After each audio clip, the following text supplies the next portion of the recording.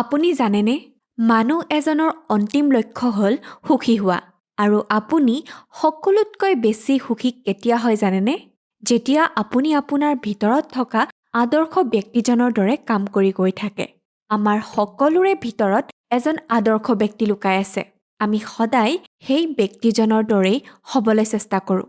আৰু যেতিয়া আপোনাৰ চলা-ফুৰা কৰা, কথা কোৱা আৰু ব্যৱহাৰ আদৰ্শ ব্যক্তিজনৰ দৰে হ'বলৈ ধৰে, তেতিয়া আপোনাৰ আত্মবিশ্বাস বাঢ়ি যায় আৰু লগতে নিজকে সুখীও অনুভৱ কৰে।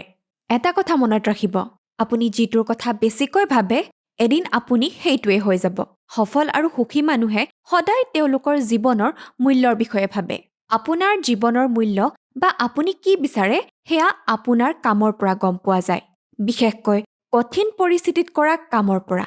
আপুনি অতীতত যেতিয়া সময় আৰু টকাৰ মাজত যিকোনো এটা বাচিব লগা হৈছিল, তেতিয়া আপুনি কোনটো বাছি লৈছিল? আপোনাৰ এনেকুৱা সিদ্ধান্তৰ বাবে নিশ্চয় কেতিয়াবা কোনোবাই মনত আঘাতো পাইছে।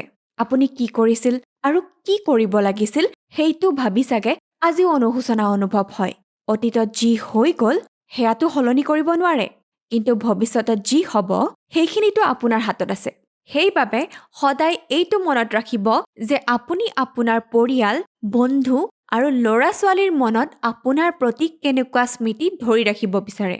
নিজৰ মনত এজন আদৰ্শ ব্যক্তিৰ ছবি কল্পনা কৰি লওক আৰু সেইমতে কাম কৰি যাওক। আজি আপুনি নিজৰ ব্যৱহাৰত এনে কি পৰিৱৰ্তন আনিব পাৰে যাতে আপোনাৰ ব্যৱহাৰ আদৰ্শ ব্যক্তিজনৰ দৰে হয় আৰু লগতে আপোনাৰ ওচৰত থকা প্ৰতিজন ব্যক্তিয়ে আপোনাক তেওঁলোকৰ হৃদয়ত এজন ভাল ব্যক্তি হিচাপে ধৰি ৰাখিব বিচাৰে।